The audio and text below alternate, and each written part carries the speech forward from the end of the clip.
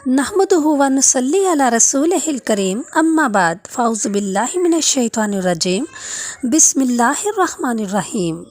तमाम तारीफ़ें अल्लाह ताला के लिए जो तमाम जहानों का परवरदिगार है।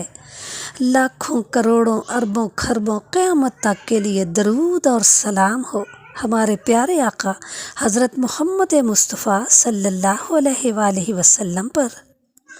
हज़रत हमज़ा को बचपन ही से शमशीर ज़नी, तीरंदाजी और पहलवानी से गहरा लगाव था। सैर व शिकार का भी बेइंतहा शौक़ था। जवान हुए तो कुरैश के नामवर बहादुरों की सफ़ में जगह पाई, लेकिन वो कबाइल के बाहमी झगड़ों में शाज़ ही हिस्सा लेते थे और अपने वक्त का बेशतर हिस्सा सैर व शिकार में गुजारते थे। लेकिन कबूल इस्लाम के बाद ज़्यादातर वक्त हजूर नबी करीम सल्लल्लाहु अलैहि वसल्लम की खिदमत अक़दस में गुजारते थे। एक दिन आप रज़ी अल्लाह ताला अन्हो दूसरे सहाबा के साथ बारगाह नबी सल्लल्लाहु अलैहि वसल्लम में हाजिर थे कि हज़रत उमर बिन ख़त्ताब रज़ी अल्लाह ताला अन्हो ने दार अक़म का दरवाज़ा खटखटाया। एक साहिब ने दरवाजे की दर्ज से झांका तो हज़रत उमर को शमशीर बकफ खड़े पाया। उस वक्त हज़रत हमज़ा ने बड़े जोश से कहा, इसे आने दो, अगर नेक इरादे से आया है तो खैर, वरना इसी की तलवार होगी और उसी का सर। हज़रत उमर अंदर आए तो हजूर सल्लल्लाहु अलैहि वसल्लम ने उनकी चादर को मुट्ठी में दबाकर ज़ोर से खींचा और फरमाया, उमर, कहो किस इरादे से आए हो। नबूवत की पुरजलाल आवाज़ ने हज़रत उमर के जिस्म पर कपकपी तारी कर दी और उन्होंने बड़े इज्ज़त के साथ कहा, या रसूल अल्लाह सल्लल्लाहु अलैहि वसल्लम, मैं अल्लाह और अल्लाह के रसूल पर ईमान लाने की गर्ज से हाजिर हुआ हूँ। जब ये सुना तो हजूर सल्लल्लाहु अलैहि वसल्लम ने ज़ोर से अल्लाह अकबर फरमाया। साथ ही तमाम सहाबा इकराम ने इस ज़ोर से नारा तकबीर बुलंद किया कि दश्त व जबल गूंज उठे। अब हज़रत अमीर हमज़ा और हज़रत उमर फ़ारूक की सूरत में इस्लाम को दो कवी दस्ते बाजू मिल गए। सन 7 हिजरी बाद 62 में मुशरिकीन ने मक्का ने बनु हाशिम और बनी मुत्तलिब को शैब अबी तालिब में महसूर किया तो हज़रत हमज़ा भी 3 साल तक महसूरी के तकलीफ़ें झेलते रहे।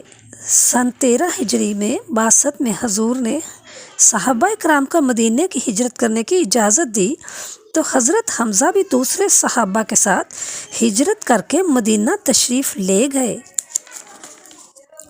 सन 3 हिजरी में ग़ज़वा-ए उहद बर्पा हुआ। उस वक्त रहमत आलम सल्लल्लाहु अलैहि वसल्लम के साथ कुल 700 जानबाज थे।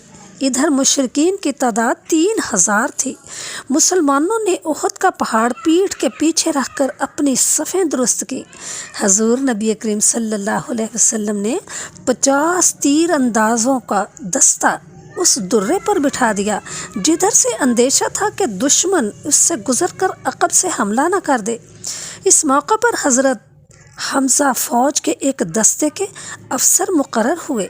तबले जंग बजा तो कुरैश की औरतें दफ पर रिजो इशार पढ़कर अपने मर्दों को लड़ाई पर उभारने लगीं।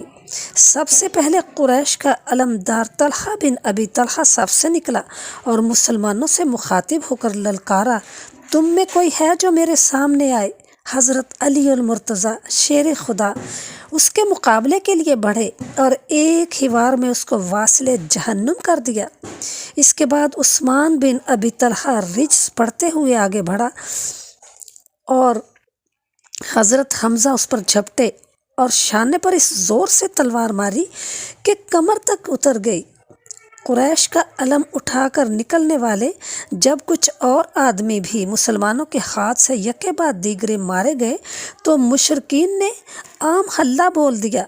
हज़रत अमीर हमज़ा इस शान से लड़ रहे थे कि 2 दस्ती तलवार चलाते जाते थे और कहते जाते थे कि मैं अल्लाह और उसके रसूल का शेर हूँ। इसी हालत में मक्के का एक सरबरा मुशरिक सबा बिन अब्दुल उज़्ज़ा ان کے سامنے آ گیا۔ حضرت حمزہ نے اس سے مخاطب ہو کر غضب آلود لہجے میں فرمایا، عورتوں کا ختنہ کرنے والی ام انمار کے بچے، کیا تو اللہ اور اللہ کے رسول سے لڑنے آیا ہے؟